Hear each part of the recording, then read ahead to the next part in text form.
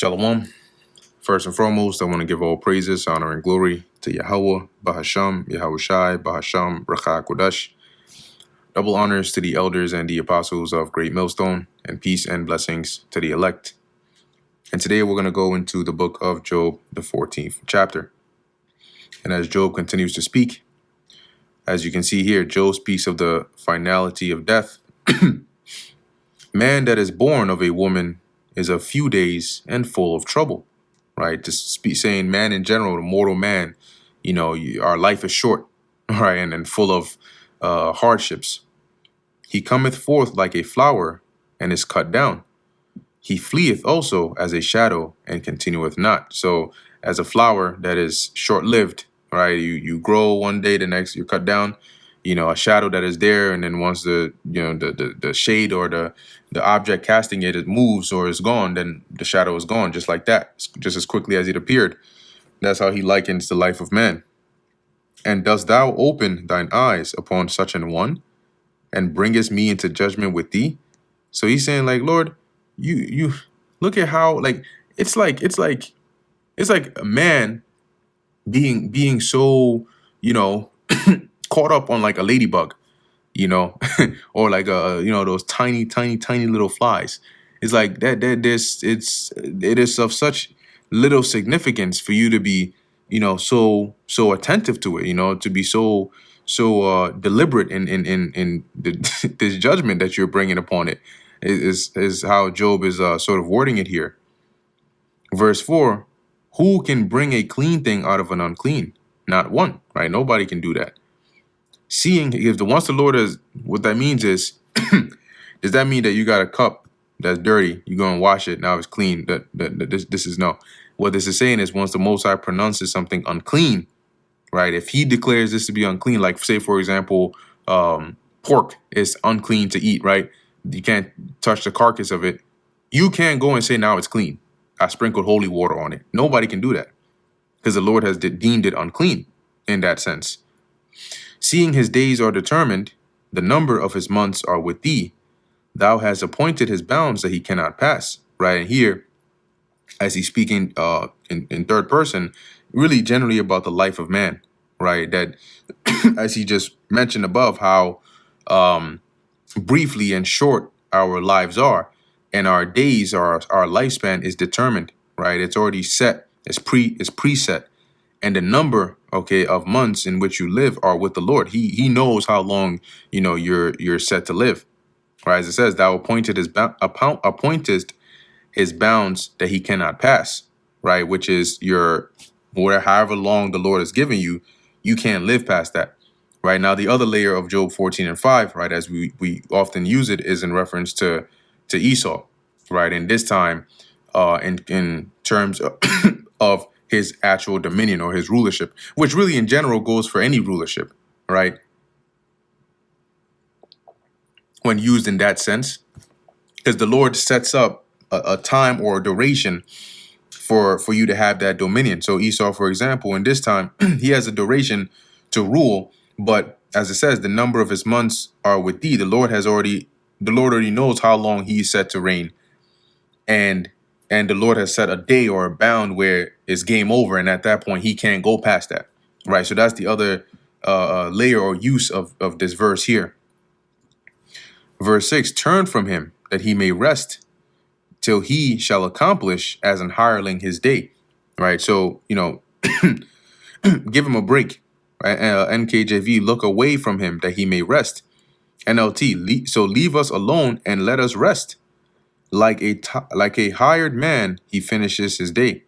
NLT: we are like hired hands, so let us finish our work in peace. Right? If we're here so temporarily, one minute we're here, the next we're gone. Just let us be on this earth in peace. And live out our swift course in our temporary life.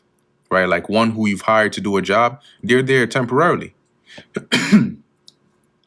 For there is hope of a tree, if it be cut down, that it will sprout again, and that the tender branch thereof will not cease. Right? So trees, at least, if you cut it, it has hope. It will grow again. Right? It will grow back.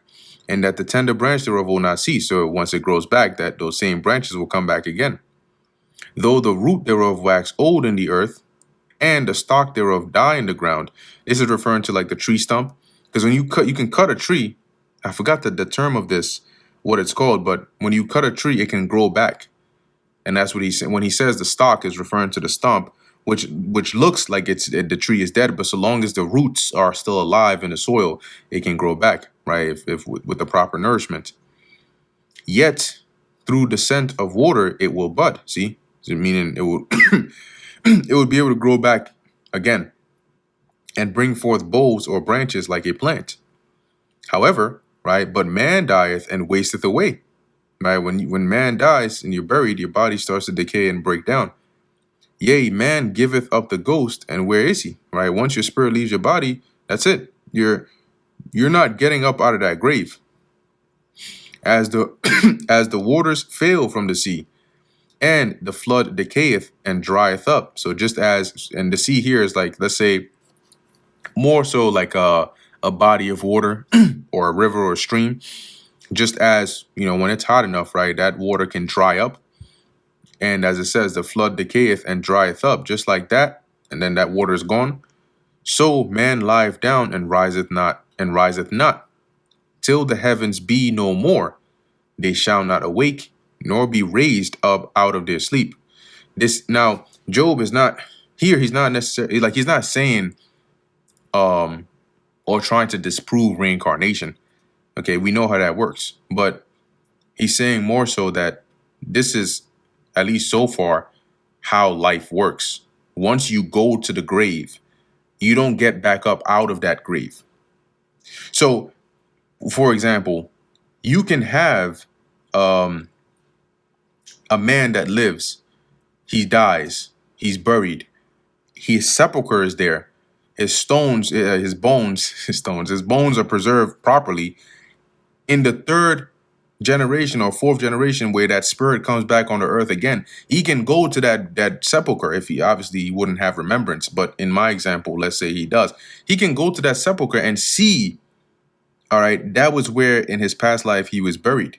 Those are the bones of the previous body he was in, right? Those bones are not coming back, right? That person who's in that grave is not coming back. Now, obviously, this is excluding the time of judgment and the prophecy of, the end days and so on. And Job is speaking more here as like conventional life.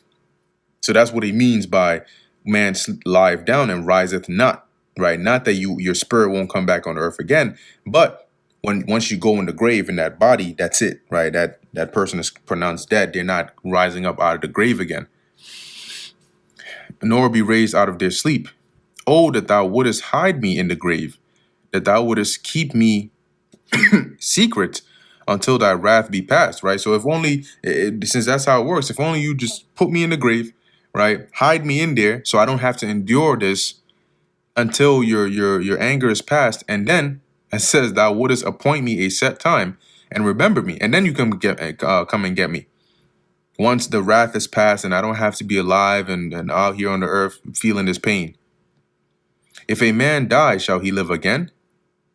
All the days of my appointed time will I wait till my change come. And let's read this in another translation as well. So let's do the NKJV. It says, if a man die, shall he live again? All the days of my hard service I will wait till my change comes. And when you go into that word change, one of the definitions is release. That's why they have in the NLT as release of death.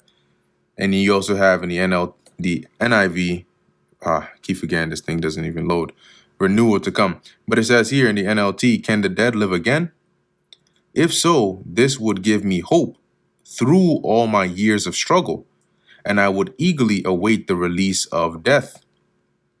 Now, as Job is asking for this release of death, in our days now, we're also right in a similar stead, awaiting, right, in this case, for our appointed time. But our appointed time here, we're not, waiting for the release of death, but rather for the change of, being taken from this vile state, right, and being changed as the scriptures talk about, right, in 1 Corinthians, the 15th chapter, and other precepts, right, and where we will be changed and become like Yahushai.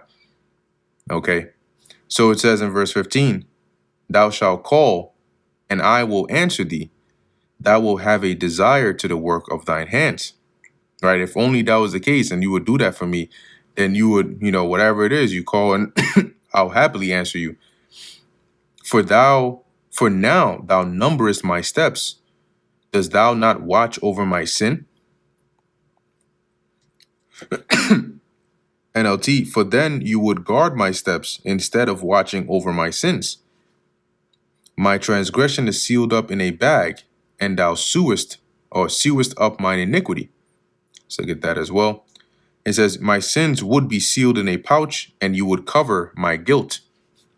And surely the mountain falling cometh to naught, and the rock is removed out of his place. The waters wear the stones. That meaning like a mountain, let's say a piece of a mountain breaks, it comes to naught, right? It falls, it breaks apart, and then that's that, right? And it says, and a rock is removed out of his place, i.e. crumbling, breaking, right? And waters wear the stones, to wash them. Thou washest away the things which grow out of the dust of the earth, and thou destroyest the hope of man. So it says here, as waters wear away the stones, and floods wash away the soil, so you destroy people's hope. And he is once again saying this because of his experience that he is going through, because by the judgment or the calamities that the Lord brought upon him, he mentioned many times that he lost hope. He lost hope in life. There was nothing left to live for, as he kept getting plagued, not only externally, but also physically in his body. Thou prevailest forever against him, and he passeth. Thou changest his countenance and sendeth him away. So in the NLT, it says, you always overpower them, and they pass from the scene. Speaking about man, you disfigure them in death and send them away. Right? You change their look, you change their countenance, and then send them away. Verse 21, his sons come to honor, send him away. Like obviously, you take him off the earth. His sons come to honor, and he knoweth it not, because he's not here anymore. And they are brought low, but he perceiveth it not of them. Right? It says, NLT, they never know if their children grow up in honor or sink in insignificance. NIV, if their children are honored, they do not know it. If their offspring are brought low, they do not see it. Verse 22, but his flesh upon him shall have pain, and his soul within him shall mourn. Right? They suffer painfully. Their life is full of trouble. NIV, they feel but the pain of their own bodies and mourn only for themselves. And that is, as Job is saying that as his experience. And he's saying, so this must basically be, how God treats man, because that's how he's feeling like he's being treated. And that's why he prefixes the things that he says, right? That he's gonna speak freely. He's gonna speak from how he feels, okay? Because that's just how bad he feels he has it at this point. So Job went through a lot, right? We know that he endured, but when you actually read the things that he said and how he felt, it wasn't like a walk in the park, right? Or like a cakewalk or whatever you want to call that. He was angry, he was upset, he was distressed. Anyway, that brings us to the end of the book of Job, the 14th chapter. Lord willing, that was edifying to the elect. In closing, I want to give all praises, honor, and glory to Yahweh, Bahasham, Yahweh Shai, Bahasham, Rachak Kodash. Until next time, Shalom.